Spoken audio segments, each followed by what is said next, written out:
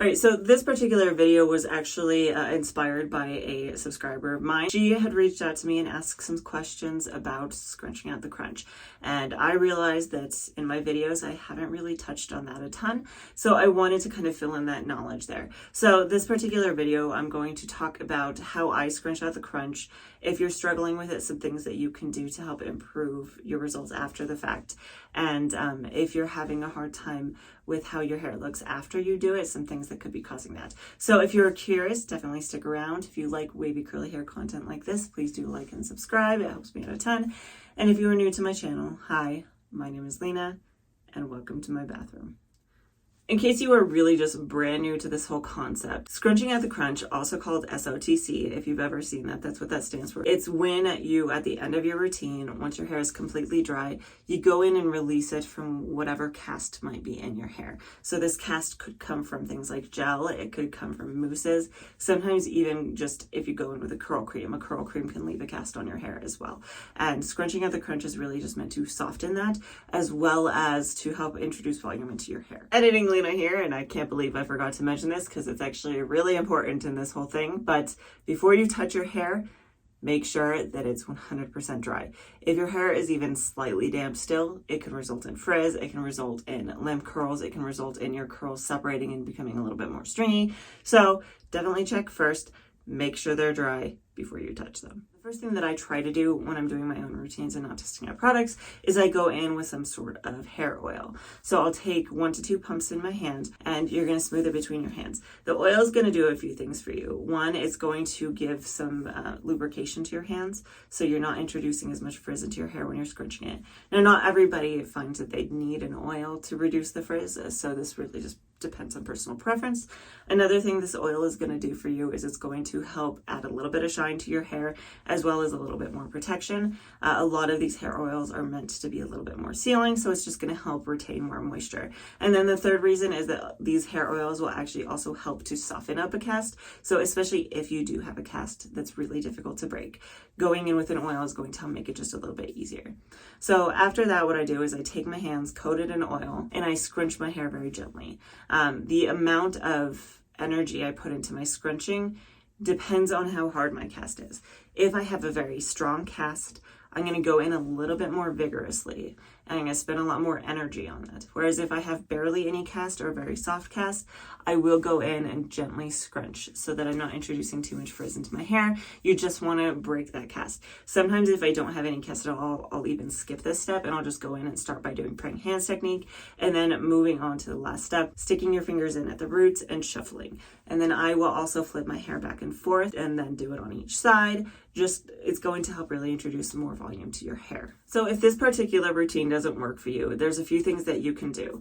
Like I said, one, you can completely skip the scrunching and the smoothing and just slightly fluff your hair, and that will help give more volume to your hair without disturbing the curl clumps.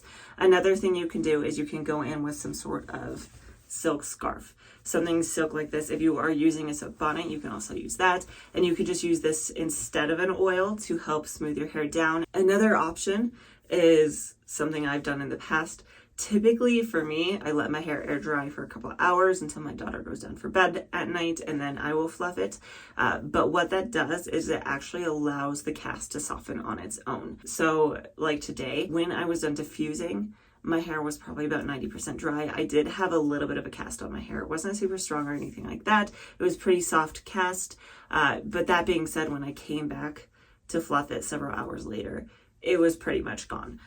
So if you are someone who really struggles with this, you could just leave it be. You don't have to scrunch it. You don't have to smooth it. You just go in and shuffle your fingers at the roots a little bit to get that volume in and separate those clumps. And that could be good enough depending on your hair. Another thing that you may want to take into consideration when you're fluffing your hair up is just what your actual texture is. Curlier hair, the tighter the curls, the more they're going to hold their integrity when you go in and shuffle your fingers. So when you're fluffing your hair, the curlier your hair, the more you can really put into it without being afraid that those are going to separate. If you have just loose waves, going in and really shaking your hair and fluffing it vigorously is going to make them fall apart. So how much energy you put into it could also depend on your texture. Another thing to keep in mind is that To some extent, it has to do with your preferences for appearance. If you prefer a more defined look, just going in and smoothing your hair very gently, doing a very gentle shuffle at your roots could be enough for you. Whereas if you are someone who prefers volume, going in and really shaking. I've actually seen people do like headbanging motions because their preference is for more volume. Now, to some extent, it's a balancing act. You can't always get both depending on your hair type. So that is something to keep in mind as well. What do you do when you have just a really big clump that you want to separate? Now, I would recommend not just going in and separating it with your bare fingers because that could introduce frizz. There are other ways that you can do this. So depending on how you fluff your hair, how you prefer it, you could do two things. One, you could go in with just a little bit of your oil and get a little bit of this on your fingers. And just like it's helping to reduce the frizz when we're smoothing and scrunching our hair, it's going to do the same thing when you're breaking things apart. Another thing I've seen is that you can go in with either one of your products, whether it's your leave-in conditioner, curl cream, or your hold product. So since I use the Hydrostyle Flexi Jelly, this is a pretty runny gel. So this is actually one that would work pretty well for this. You don't want a ton. You want a very small amount. You're going to find that clump. So like I have this one right here. It's a little bit chunky. So instead of going with your fingers, you'll kind of go in with a little bit of your gel or your leave-in conditioner, whatever. You're going to run it over just a little and then stick your finger kind of in the middle. And then you can use that product to help smooth it down, and it's going to help decrease the frizz. All right, so I do want to get into a little bit of troubleshooting here. I want to talk about what might be happening if you've done all of the things that I've recommended. You use a scarf or an oil, and you really gentle, and it just doesn't seem to work. What could be causing that? Now, there is one thing that I do want to touch on here very briefly before I get into actual troubleshooting, part of which is just image, I guess, this image that we have. And I know part of the reason I'm putting this in here is because I'm guilty of it myself. But two things I want you to keep in mind when you're looking at pictures of other people's hair and comparing yourself to them. One is just that we all have unique, different hair. And as easy as it is to say, I wish I had hair like theirs, their hair is so beautiful, they're probably doing the same about somebody else. Everybody's hair is different. Yours is still beautiful too. The other thing I want you to keep in mind when you are looking at pictures of people on Instagram or Facebook or TikTok or wherever, when we are filming videos like this, taking pictures, things like that, we are keeping in mind, this is my good side. This is good lighting. Those kind of things make a huge difference. If I were to take a picture in different lighting than I have in my setup here, my hair might look frizzier. You wouldn't see as much of the definition in my hair because I have dark hair and it takes perfect lighting for those curls to even pop. Before I start filming, go in and fluff up my hair.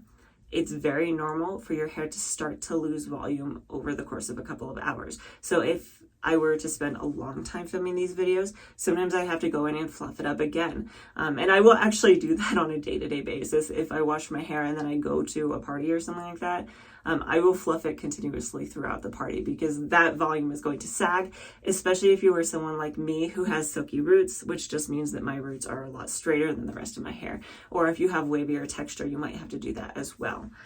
So if you're having to refluff your hair constantly to keep that volume, that is very normal. That's all I kind of wanted to say on that one. So let's get into the troubleshooting a little bit more. What could be contributing to your hair stretching out and falling flat after you scrunch or the crunch? Number one is maybe you're just still going through the transition process and or you have damaged hair.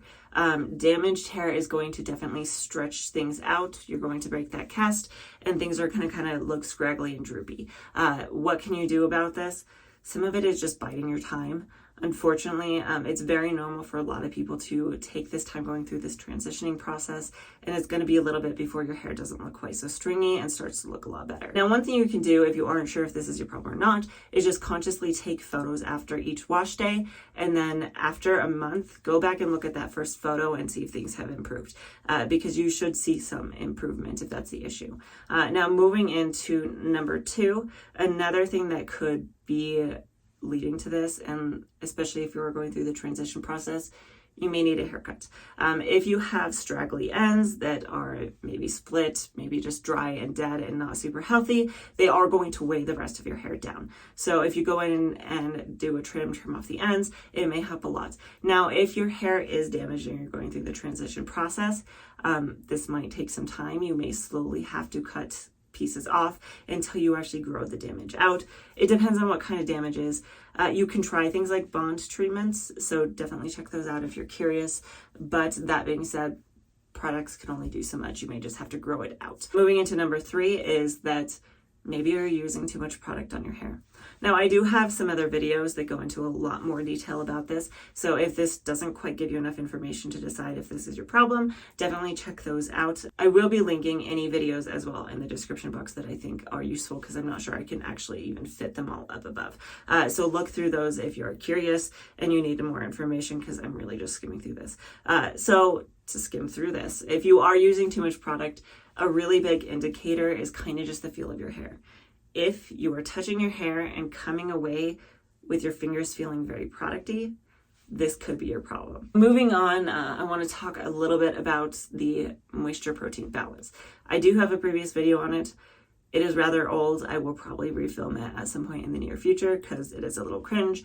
But for the time being, if you need that information, definitely check it out because it does still have a lot of information. I just wasn't, yeah, it's an old video. Anyway, so really briefly, how can you tell if it's moisture overload and how can you tell if it's protein overload? Because both of these are going to make your hair look scraggly. They're going to make your hair look stretched out. Your hair is not going to clump together quite as well, and your hair is going to be frizzy after you break the cast. Let's start with moisture overload. Some big indicators that it could be moisture overload would be, one, the feel of your hair. Your hair is going to feel very, very soft to some extent, almost too soft, kind of gummy. You're going to have a hard time getting it to dry because there's so much moisture in your hair. It doesn't want to dry completely. And then another way you can tell if you're really not sure is if you take a strand of your hair, you're going to stretch it. If you let go and it bounces back, it's healthy. If you stretch it and it stays stretched, you are struggling with moisture overload. Another really good way to tell is just to look at the products you've been using and see if they have proteins in them. Really quickly, proteins in products are going to be things that say amino acid. They're going to be things that say protein.